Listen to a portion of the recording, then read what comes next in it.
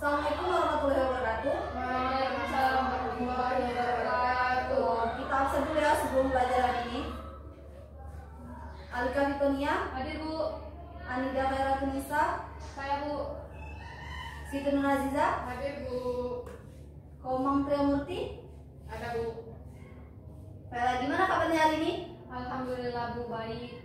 Oke, sebelum kita mulai pembelajaran hari ini, kita berdoa menurut percayaan masing-masing. Doa mulai.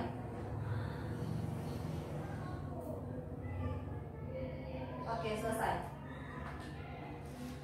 Baiklah, hari ini kita akan memasuki materi baru, yaitu tentang gerak jatuh bebas.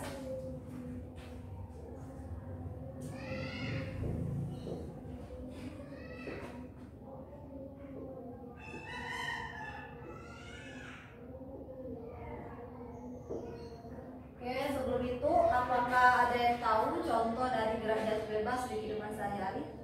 Ada Bu. Apa sebenarnya? Jatuh dari pohon Bu. Oh iya. Nah, sebelum itu kita tahu kan bahwa di sekitar kita ini dipengaruhi oleh gerak percepatan gravitasi. Nah, kita tahu bahwa percepatan gravitasi itu besarnya 9,8 meter per sekon kuadrat. Baiklah,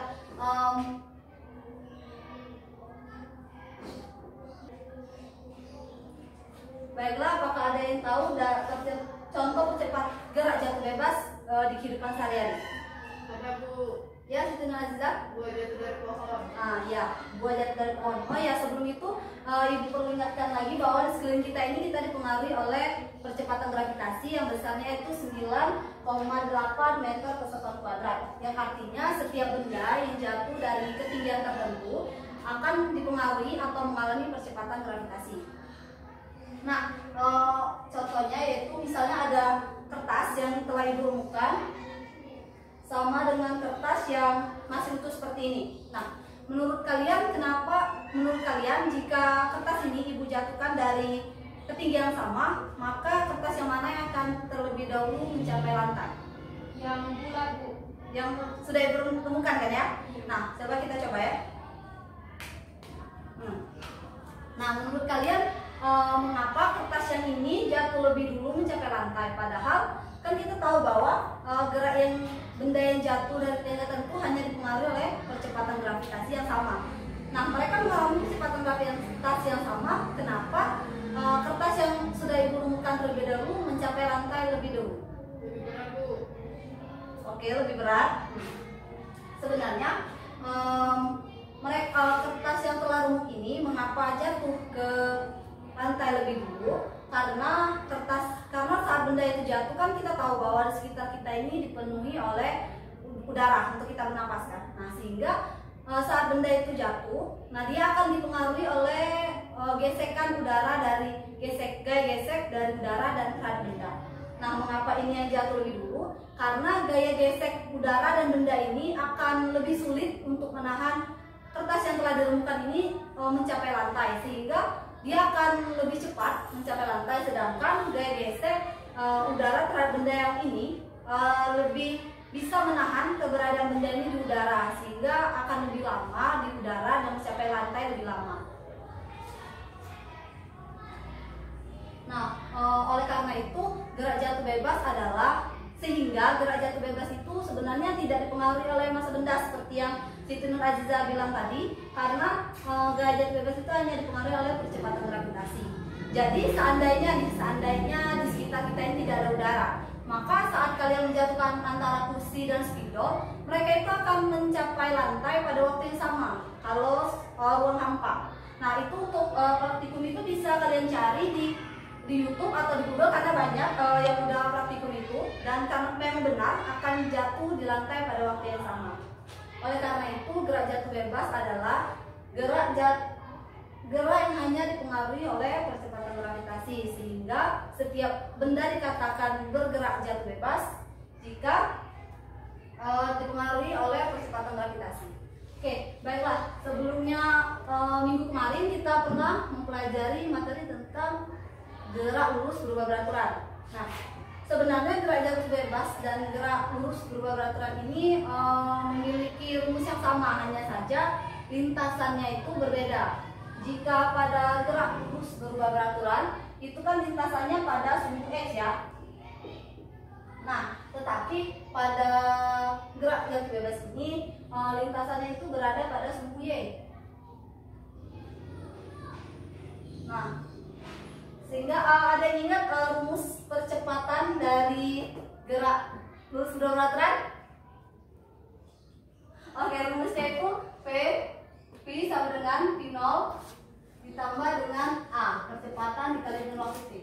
Nah, karena pada gerak lurus berubah beraturan itu dipengaruhi oleh percepatan, nah tapi pada gerak jatuh bebas ini mereka dipengaruhi oleh percepatan gravitasi, sehingga A-nya ini kita ganti dengan G. Jadi V sama dengan V0 plus G dikali dengan T waktu. Yang kita tahu bahwa G ini besarnya itu 9,8 meter per sekon kuadrat. Nah, misalnya nih ya, Ibu contohkan gerak jatuh bebas tadi, yaitu 2 yang jatuh dari pohonnya ya. Nah, menurut kalian percepatan awal dari gerak jatuh bebas ini berapa? V0 ya? 0 Bu. Ya, 0. Karena apa? Karena pada saat benda ini jatuh ke bawah, dia kan berada di tangkai pohon. Dan itu percepatannya 0 karena dia diam. Jadi V0-nya itu adalah 0. V0-nya adalah 0. Nah, rumus lain dari ini adalah Vt atau V akhir kuadrat sama dengan V0 kuadrat ditambah dengan 2GH. Hanya ini ketinggian benda jatuh dari mana? Misalnya hanya itu bendanya ini berada di gedung yang tingginya 5 lantai. Nah, berarti hanya itu tinggi gedung yang 5 lantai itu. Dan G-nya ini tetap, G-nya itu 9,8 meter per sekon. Ya, ini kan untuk Pt kuadrat sama dengan V0 kuadrat plus 2GH. Sehingga kan karena kita tahu yaitu V0-nya adalah 0, sehingga nggak perlu lagi kan 0 kuadrat ya 0 gitu. Jadi nggak ada nilainya. Jadi bisa kita selesaikan menggunakan yaitu Pt kuadrat sama dengan 2GH, atau Pt sama dengan akar dari 2GH. Berapa detik ya? Kuadrat. Jadi kalau kita ingin mencari V akhirnya aja, kita bisa pakai ini, rumus ini, V sama dengan V0, di mana V0-nya adalah 0 dan ditambah G yaitu 9,8 meter per sekon, sehingga T-nya itu waktu. Biasanya itu kalau di soal itu bakal diketahui waktu benda itu untuk mencapai lantai berapa. Dan jika kalau kita yang diketahui itu ada G-nya atau yang ditanya itu G-nya, kita bisa menggunakan rumus ini. Baiklah, mungkin itu saja materi tentang gerak jatuh bebas pada hari ini.